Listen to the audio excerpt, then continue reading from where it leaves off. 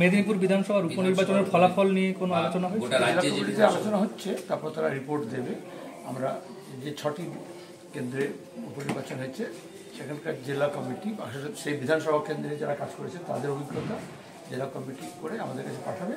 আমরা ডিসেম্বর মাসের শেষে আমাদের রাজ্য কমিটির বৈঠক আছে, সেখানে পর্যালোচনা করব। ওয়াকফ বিল প্রত্যাহারের দাবি জানিয়েছেন মুখ্যমন্ত্রী। বিধানসভায় জোর সওয়াল করেছেন। তিনি বলেছেন আইন হলে ওয়াকফ সম্পত্তি ধ্বংস হয়ে যাবে। হঠাৎ ওটা মনে পড়লো ওয়াকফ সম্পত্তি। পশ্চিমবঙ্গে ওয়াকফের সম্পত্তি তৃণমূল ওয়াকফ বোর্ডের সদস্য এবং তার সঙ্গে দাঁড়িয়ে নানান রকমের যারা সিন্ডিকেট রাজ চালায়, প্রশাসন, পুরসভা, পঞ্চায়েত, এমএলএ, এমপি, তারা ধ্বংস করছে, লুট করছে। এটা আজকের কথা নয়, গত 13 বছর ধরে পশ্চিমবঙ্গের ওয়াকফ সম্পত্তি লুট বন্ধ করা, ওয়াকফের আয় বাড়ানো, ওয়াকফের সম্পত্তি রক্ষণাবেক্ষণ করা এবং দুর্নীতিমুক্ত প্রশাসন দেওয়ার ব্যাপারে রাজ্য সরকার কি করেছে। আবার কেন্দ্রীয় সরকারও হঠাৎ বলছে ওয়াকফ আইন পাল্টাবো বলে একটা ড্রাফট নিয়ে এসে তারপর জয়েন্ট পার্লামেন্টারি কমিটি করেছে। এটাই ভাওতা। আজকে আমাদের দেশের সামনে সবচেয়ে প্রথম সমস্যা কি? ওয়াকফ। শিক্ষা চৌপাট হচ্ছে, স্বাস্থ্য চৌপাট হচ্ছে, মানুষের নিরাপত্তা যাচ্ছে, হানাহানি হচ্ছে, প্রতিদিন খুনোখুনি হচ্ছে, জিনিসপত্রের দাম বাড়ছে, কৃষকের সমস্যা, ফসলের দাম পাচ্ছে না, বেকার ছেলেমেয়েরা কাজ পাচ্ছে না। তাহলে এখান থেকে সরিয়ে কেন করা হচ্ছে? তুমি এখানে যারা বসে আছো তোমরা কজন এর মধ্যে ওয়াকফের সম্পত্তি নিয়ে হচ্ছে তোমার গিয়ে হ্যাঁ তার থেকে লাভ নিয়েছো বা লাভ পেতে পারো বা ক্ষতি হয়েছে তোমার বা ক্ষতি হতে পারে বলে মনে করছো? কজন এর আগে ওয়াকফ আইনটা কি, কেন ওয়াকফ হয়েছে এই দিয়ে কটা জানে আমাদের দেশে?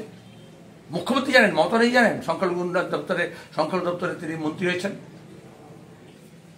ইতিমধ্যে গত শতাব্দী থেকে এই শতাব্দী আমাদের দেশের সংসদে সবচেয়ে বেশি দিন যে পার্লামেন্টারি কমিটি চলেছে তার নাম হচ্ছে জয়েন্ট পার্লামেন্টারি কমিটি অন ওয়াকফ। গত শতাব্দী 90-এর মাঝামাঝি থেকে প্রথম চেয়ারম্যান হয়েছিলেন বিজেপির ভাইস প্রেসিডেন্ট সিকান্দার বাগচ। তারপরে কংগ্রেসের মেম্বার ছিলেন, আমাদের ভাইস প্রেসিডেন্ট ছিলেন, মন্ত্রী ছিলেন, ভাইস চেয়ারম্যান ছিলেন রাজ্যসভার রহমান সাহেব, কে আর রহমান। আমিও তার সদস্য ছিলাম। ইনফ্যাক্ট আমি প্রস্তাব করেছিলাম যে আমরা কেউ সভাপতি হব না, অন্য কেউ হোক, কারণ তখনও পশ্চিমবঙ্গে ওয়াকফ নিয়ে নানা রকমের প্রশ্ন উঠত। তারপরে আমরা সেই জেপিসি রিপোর্ট দিল, তার ভিত্তিতে একমাত্র পশ্চিমবঙ্গ যে তার আইনটা সংশোধন করলো, আইনটা লাগু করলো, ওয়াকফের সম্পত্তি আমরা সার্ভে করলাম এবং সেখানে দাঁড়িয়ে নতুন করে কম্পিউটারাইজ করা হলো। তারপর আমরা বললাম ওয়াকফ ফর এডুকেশন, ওয়াকফের যে সম্পত্তি আছে সেটা থেকে যাতে শিক্ষার প্রসার হয়, বিশেষত মেয়েদের, গরিবদের, অসহায়দের, অনাথদের, যার জন্য ওয়াকফ বলা হচ্ছে, ওয়াকফ নামে বলা আছে, তাদের জন্য কাজে লাগাতে হবে। আজকে লুট হচ্ছে গোটা দেশে হচ্ছে, লাক্ষাদ্বীপ থেকে নাগাল্যান্ড পর্যন্ত গোটা দেশে ওয়াকফ সম্পত্তি লুটকে রোখার জন্য যে ব্যবস্থা নেওয়া উচিত সেটা ওয়াকফ আইনে আছে। ওয়াকফ অ্যাক্ট 1995 তৈরি করা হয়, তাতে যদি সংশোধন দরকার তো করা যেত, কিন্তু দরকার হয়নি, সেটা লাগুই হয়নি। তাহলে আজকের সরকার, মমতা ব্যানার্জি হোক বা মোদী হোক, বিজেপি হোক বা তৃণমূল হোক, ওই যে ভলিউম রিপোর্ট তৈরি হয়েছে জেপিসির, সেটা পড়েছে, সেটা পড়তে বলবো। তারপর যে আইন আছে সেটাকে লাগু করতে বলবো। আইনের কোনো অসুবিধা নেই, আইনটা লাগু হচ্ছে না, ঠিকমতো লাগু করতে হবে। সেন্ট্রাল ওয়াকফ কাউন্সিল, স্টেট ওয়াকফ বোর্ড দুর্নীতি দূর করতে হবে। দিল্লিতে একটার পর একটা ওয়াকফ সম্পত্তি ব্রিটিশ জমানা থেকে এখন পর্যন্ত হাতের বাইরে চলে গিয়েছে। তাহলে সেটাকে পুনরুদ্ধার করার জন্য সিদ্ধান্ত হয়েছে, বার্নি কমিটি তৈরি হয়েছিল সে 70-এর দশকে, তার রিপোর্ট আজ পর্যন্ত লাগু হয়নি। সুপ্রিম কোর্টে কেস পড়ে আছে 70-এর দশক থেকে, এখনো তো তার শুনানি হয় না। তো এই যে এখানে যেমন আরজি করে ঘটনা হলো, তার মমতা ব্যানার্জি বললেন আমি একটা আইন নিয়ে আসছি, ফাঁসি দেবো। কেন বলে? তো কি হলো? সেই আইনটা কোথায় গেল? ফাঁসি কোথায় গেল? আসলে আইনটা তো আছে, কোর্ট কেসে রেজিস্টার হচ্ছে না, তারপর হচ্ছে তার অনুযায়ী সেটা প্রসিকিউশন হচ্ছে না, ইনভেস্টিগেশন হচ্ছে না, ক্রিমিনাল যেগুলো করতে হয় এটা না করে শাসক সবসময় দেখায় নতুন একটা গাজর দেখায়। তাদের ব্যর্থতা। ভোট হয়ে গণতান্ত্রিক পদ্ধতিতে ওয়াকফ কাউন্সিল, ওয়াকফ বোর্ড চালানোর কথা, সেটা হচ্ছে না। যেমন পঞ্চায়েতের ক্ষেত্রে হচ্ছে, পঞ্চায়েতের লুট বন্ধ করতে হবে, দুর্নীতি বন্ধ করতে হবে। এমনি মমতা ব্যানার্জি বলবেন আমি একটা নতুন করে পঞ্চায়েত আইন তৈরি করবো, এটা চালাকি। বিধানসভা ভোটের আগে আইওয়াস হচ্ছে। মানে সরাসরি সংঘাত বলা যেতে পারে, কেননা ওয়াকফ বোর্ড নিয়ে উনি সংঘাত তলোয়ার দিয়ে, ছুরি দিয়ে, সুপারি দিয়ে, আমি জানি না এখনো তৃণমূলের সরাসরি তাই যায়। মৌখিকভাবে প্রতিবাদ জানিয়েছেন বিধানসভার অধিবেশনে, যখন বলেছেন যে উনি সমস্ত দলকে নিয়ে তৃণমূলকে চলা উচিত। বিধানসভা অধিবেশন হয় আজকাল, সেই বিষয়ে তখনই প্রতিবাদ জানিয়েছেন মুখ্যমন্ত্রী এবং সেটা নিয়ে নিজেদের মধ্যেই কিন্তু সবসময় হয়, সব ডাকাত দলের মধ্যে এরকম হয়, সে ডাকাত রানী হোক আর ডাকাত সর্দারি হোক, সেখানে সবসময় এরকম হয়। ভোটের সময় মোদী, বিজেপি, তৃণমূল হুমায়ুন কবিরের মতো গুরুত্ব দিয়ে হিন্দুদেরকে মেরে ভাগীরথী নদীর পাতা ভাঙাবে বলে ভোটটা করে নিল বিজেপি আর তৃণমূল, অধীর চৌধুরীকে হারানোর জন্য, মোহাম্মদ সেলিমকে হারানোর জন্য। আবার যখন প্রয়োজন হবে আবার করবে। বেলডাঙ্গে আমরা দেখেছি ভোট তো হয়ে গেল, তারপর বেলডাঙ্গে আবার কার্তিক পুজোর সময় কীরকম দাঙ্গামা হলো। যদি বাংলাদেশ থেকে কিছু শিক্ষা নিতে হয় তাহলে এই ধরনের রাজনীতিবিদ, আসলে রাজনীতি নয়, সাম্প্রদায়িক হতে পারে, গুন্ডা হতে পারে, বদমাশ হতে পারে। হুমায়ুন কবির এক সময় বিজেপি ছিল, এক সময় তৃণমূল ছিল, আবার বিজেপি ছিল, আবার তৃণমূল ছিল। তুমি বলো বিজেপি আর তৃণমূলের দিকে সংঘাত হচ্ছে না? বিজেপি আর তৃণমূল এক সুরে এখানে এই মানুষের ঐক্যকে ভাঙতে চাইছে। তার জন্য হুমায়ুন কবিরকে কখনো কখনো ইসকনকে, কখনো কোনো সাধুকে, কখনো কোনো ধর্মগুরুকে, কখনো কোনো ইমামকে বোড়ে হিসেবে ব্যবহার করছে। রাজায় রাজায় যুদ্ধ হয়, উলু খাওয়ারা প্রাণ যায়। মিড ডে মিলে মাত্র 90 পয়সা বরাদ্দ বেড়েছে। এই যে স্কিম, প্রথমত এটা বুঝে নিতে হবে, বামপন্থীরা দীর্ঘদিনের জন্য লড়াই করেছে, কারণ ক্ষুধার্ত শিশুরা, এক গরিব মানুষের ছেলেমেয়েরা স্কুলে যেত না, এখন যেমন আবার যে ব্যবস্থা করছে গোটা দেশে, তার জন্য গরিব মানুষের ঘরের ছেলেমেয়েরা এখন যাবে, সে যে আটপেটা বা না খেয়ে যায় তাহলে পড়াশোনায় মন দেবে না। আমরা লড়াই করেছি, মিড ডে মিল চালু করেছি, তামিলনাড়ু, পশ্চিমবঙ্গ এগুলো চালু করা হয়। এখন মিড ডে মিলে চাল চুরি হয়, বিজেপি বলে ডিম দেওয়া হবে না, কারণ ওটা আমিষ, আর সে নিজেরা খাচ্ছে মুরগি মাংস। আর এখানে দাঁড়িয়ে ভোটের সময় বলে সয়াবিন দেবো, আর তারপরে আবার হচ্ছে তোমার কি ছেলে মেয়েদেরকে আটপেটা খাওয়ানো হয়, আর সে খাবার চুরি হচ্ছে। এই যে 15 পয়সার তামাশা, জিনিসপত্রের দাম কি, শাক সবজির দাম কি, ডিমের দাম কি।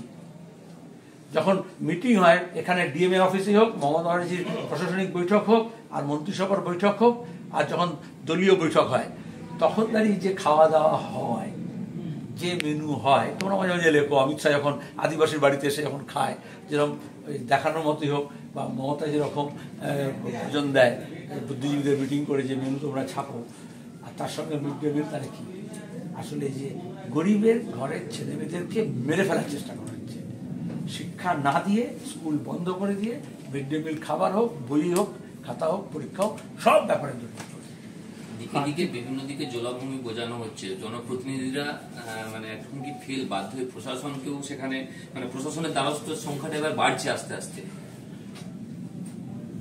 জনপ্রতিনিধিরা ফেল, আমি জানতাম বেশিরভাগ জায়গায় জলাভূমি বোঝাচ্ছে যারা, তার জনপ্রতিনিধি আস্কারায় বা তাদের অংশগ্রহণে বা তাদের লাভে। তো কলকাতায় জানি পুরসভার সদস্য, এখানকার পুরসভা তোমরা জানবে, পঞ্চায়েত তোমরা জানবে, আমরা এমএলএ এমপিদেরও দেখেছি। আসলে প্রাকৃতিক যে সম্পদ আছে তাকে উজাড় করে গ্রাস করতে চাইছে, লুট, এটা একেবারে কর্পোরেট লুট। কেউ দেউচাপাচামির খনি লুট করছে, কেউ আদিবাসীর জঙ্গল থেকে উৎখাত করছে, কেউ নদী বোঝাচ্ছে, খাল বিল, কেউ জলাশয়, কেউ পুকুর, কেউ ডোবা, যে যার ভাগে পেয়েছে। লুটের রাজত্ব হলে, দুর্নীতির রাজত্ব হলে তাই হয়। যারা বুঝতে পারছে না, জলাশয়, নদী, জলাভূমি শেষ করলে, যেমন যারা মাছ চাষের উপরে, মাছের উপরে, মাছ ধরার উপরে, জেলে যারা নির্ভর ছিল, কৃষকের পরে তাঁতি যেরকম ধ্বংস হয়েছে, তাঁত যেরকম ধ্বংস হয়েছে, এরকম আজকাল এই জেলে এবং মাছে নিয়ে যারা ফিশ ওয়ার্কার্স, যাদের জীবন, তারা ধ্বংস হচ্ছে, তাদের জীবিকা। আমরা বলেছিলাম জমি যার, লাঙল যার, জমি তার। সেরকম প্রশ্ন ছিল জাল যার, জল তার। যেই মুহূর্তে এই বিজেপি তৃণমূল, যেখানে কালো টাকা যার, জলাভূমি তার, তাহলে যার জাল ছিল সে জলাভূমি রক্ষা করবে, আর যার টাকা আছে সে জলাভূমি ভরাট করবে। পরিষ্কার রাজনীতিটা পাল্টে গেছে। আর এই জন্যই এই জনপ্রতিনিধি, এই দলগুলো, এই সরকার কখনোই আমাদের নদী, ঝর্ণা, পাহাড়, টিলা, পুকুর, পুষ্করিণী বাঁচাতে পারবে না, কারণ ওটাকে গ্রাস করার জন্য এই দলগুলো তৈরি হয়েছে। আর মোদির মধ্যে তফাৎ নেই, তার থেকে যেটা বাড়তি হচ্ছে হিন্দু এবং মুসলমানের মধ্যে যে ভাগাভাগি করার জন্য দেখানো হচ্ছে, হিন্দুদের দেখানো হচ্ছে দেখো তোমাদের সম্পত্তি ওয়াকফ হয়ে গেছে, আর মুসলমানদের দেখানো হচ্ছে দেখো তোমাদের সম্পত্তি আমরা রক্ষা করব, ওরা নিয়ে নিচ্ছে। যেমন সিএনআরসি করেছিল, এটা 26-এর নির্বাচনের আগে আর একটা প্রস্তুতি। ভাটপাড়া পুরসভায় দুর্নীতি মামলা, চশমা জল নিয়ে ফের সিআইডির মুখোমুখি হয়েছে অর্জুন সিং। আবারও খুনের চক্রান্তের অভিযোগ করেছে বিজেপি নেতা। তুই এরকম বলো প্রাক্তন তৃণমূল বর্তমান বিজেপি, বা বর্তমান বিজেপি প্রাক্তন তৃণমূল, বা ভবিষ্যতের তৃণমূল। আসলে এগুলো কেন হচ্ছে? শিল্প, কল কারখানা, জুট মিল, মজুরি, কাজ, সেসব থেকে সরে আজকে আমাদের রাজ্যে রোজকার খবর, এবং তোমরাও বলছো আমরাও বলছি, এগুলো কেন চলে আসছে? তার মানে রাজনীতিটা বিকৃত হয়েছে। পাবলিক পলিসি বলে, পাবলিক পলিসির জায়গায় যেখানে শিক্ষা, যেখানে সংস্কৃতি, যেখানে শিল্প, যেখানে কলকারখানা, যেখানে কাজ, যেখানে স্বাস্থ্য, যেখানে রাস্তাঘাট, পয়ঃপ্রণালী, বিদ্যুৎ, এগুলো নিয়ে আলোচনা হওয়ার কথা, সেখানে ধর্ষণ, খুন, সুপারি, এ ওকে মারতে যাচ্ছে, ওকে মিথ্যা মামলা করছে, একে ছাড়তে যাচ্ছে, এটি তো খবর। বাংলাদেশে ইসকন নিষিদ্ধের দাবিতে মামলা হয়েছে। আদালতের হস্তক্ষেপের প্রয়োজন নেই, শুনানিতে মন্তব্য করেছে বাংলাদেশ হাইকোর্ট, এবং সরকারের সতর্ক থাকা উচিত। বাংলাদেশ হাইকোর্টের পর্যবেক্ষণ। বাংলাদেশ হাইকোর্টের ব্যাপারে এখানে যখন কোনো হয় তুমি বলো বিচারাধীন ব্যাপারে বলতে নেই, আর অন্য দেশে বলে বিচারাধীন বলতে হবে। এইটুকু আমরা জানি, বাংলাদেশে যা ঘটছে তাতে আমরা কেউই খুশি নই। আমরা প্রথম থেকে বলছিলাম যে ধর্মের সঙ্গে যদি রাজনীতি মেশানো হয়, সেটা বাংলাদেশ হোক, পাকিস্তানে হোক, আফগানিস্তানে হোক, ভারতে হোক, তাহলে ধর্মের মোহ যারা এসে ধরে, অন্ধ সেজন মারে আর শুধু মরে। আজকে বাংলাদেশ তার উদাহরণ, গত 30 বছর ধরে আফগানিস্তান তার উদাহরণ হয়েছে। আমরা রোহিঙ্গিয়া আক্রমণ দেখেছি। আর যখন এই ধরনের ধর্ম নিয়ে আকারও করে, এটাকে বলে সাংখ্যাধিক্যবাদ, যে যেখানে বেশি সংখ্যায় আছে তার আধিপত্য তৈরি হবে, এটাকে বলে মেজরিটেরিয়ানিজম। তাহলে পাকিস্তানে মুসলমান বেশি আছে, তাহলে সেখানে ইসলাম খাতরে মেহা বলে, তারপর হচ্ছে তোমার কি মুসলমানদের এক কাটটা করে নিলে সেখানে যে তপশিলি আছে, যে আদিবাসী আছে, যে খ্রিশ্চান আছে, যে শিখ আছে, যে হিন্দু আছে, তারপর আক্রমণ হবে। বাংলাদেশে এখন তাই হচ্ছে। তাহলে আমরা কি চাই? একটা ধর্মনিরপেক্ষ গণতান্ত্রিক ব্যবস্থা, যেখানে শান্তি এবং সম্প্রীতি হবে। আমাদের রাজ্য যারা গণতন্ত্র এবং ধর্মনিরপেক্ষতাকে শেষ করতে চাইছে, এবং হিন্দু মেজরিটি আছে বলে, হিন্দু খাতরে মেহা বলে হঠাৎ করে হিন্দু জাগরণ করার চেষ্টা করছে, আসলে তার আধিপত্যবাদ হচ্ছে। সাম্বালে কি হলো? মন্দির, মসজিদ, ধর্ম নিয়ে যদি রাজনীতি হয়, সেটা চট্টগ্রামে হোক আর ইসলামাবাদই হোক, সেটা আফগানিস্তানে কান্দাহারই হোক বা মায়ানমারই হোক, কমিউনিস্ট হিসেবে, বামপন্থী হিসেবে আমাদের প্রথমে বলতে হয়, প্রগতিশীল হিসেবে, যে ধর্মাশ্রিত রাজনীতি করবেন না। তাতে যারা দুর্বল অংশ, যারা প্রান্তিক মানুষ, যারা সংখ্যালঘু, তাদের উপর অত্যাচার হয়। এখানে যখন আমরা সংখ্যালঘুর উপর অত্যাচারের কথা বলি, তাহলে তুমি মুসলমান প্রেম করছো। আচ্ছা, সংখ্যালঘু শব্দটার কোনো ধর্ম নেই, তাহলে ইউরোপে, আমাদের এশিয়া থেকে যারা গিয়েছে তারা সংখ্যালঘু, এথনিক সংখ্যালঘু, তার অধিকারের কথা বলতে হবে, মানবাধিকারের কথা বলতে হবে। বাংলাদেশে হিন্দুরা সংখ্যালঘু, তার উপরে যখন অত্যাচার হচ্ছে, বিদ্রোহ হচ্ছে, তার বিরুদ্ধে বলতে হবে। তাই তোমাকে ধর্মনিরপেক্ষ এবং দেশ নিরপেক্ষ হতে হবে। তোমার হিংসা খারাপ, আমার হিংসা ভালো, এই রাজনীতি পরিত্যাগ করতে হবে। বিধানসভা বলেছিলেন যত বেআইনি অস্ত্র আছে, যত বেআইনি অস্ত্র কারখানা আছে, যত বোমা কারখানা আছে, সেগুলো সব রেড করে ধরুন। তারপর দেখা গেল তৃণমূলকে সুপারি দিচ্ছে, অস্ত্র ধরা পড়ছে, খুন করছে।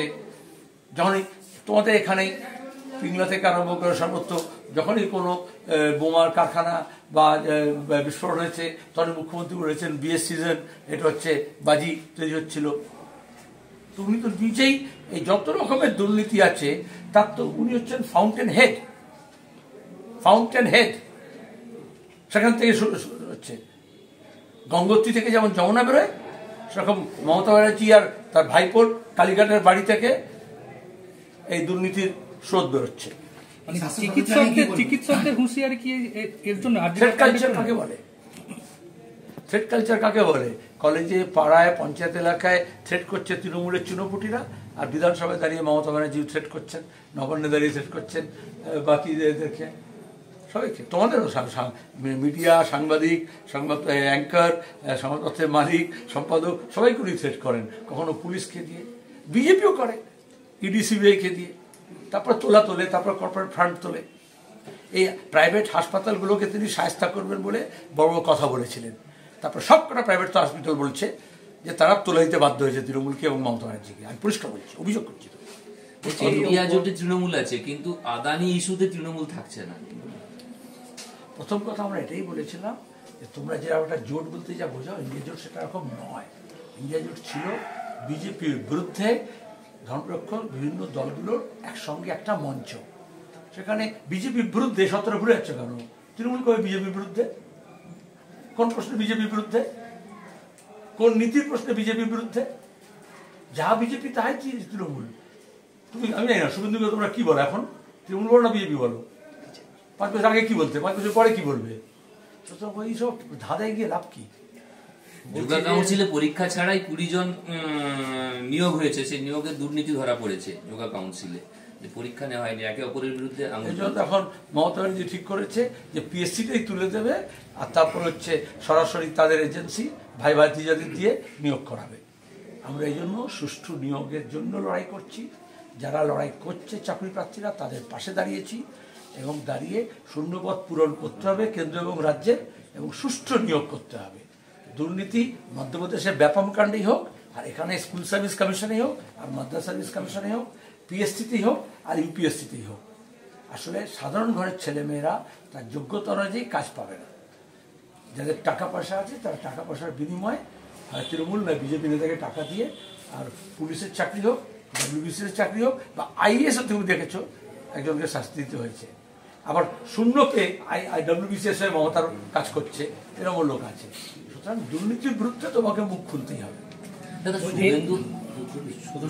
এই ভিডিওটিকে লাইক করুন, আপনার গুরুত্বপূর্ণ মতামত কমেন্টের মাধ্যমে আমাদের জানান, এবং আমাদের চ্যানেলের ভিডিও সবার আগে দেখার জন্য ইউটিউবে গণশক্তিকে সাবস্ক্রাইব করুন, ফেসবুকে ফলো করুন এবং শেয়ার করুন আপনার পরিচিতদের মধ্যে।